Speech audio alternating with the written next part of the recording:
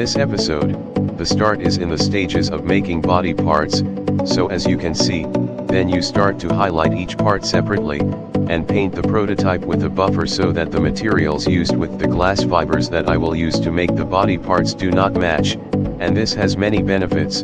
It is light in weight, has no warpiness during temperature changes, and the paint will stick to it easily. While fiberglass is inexpensive and lightweight.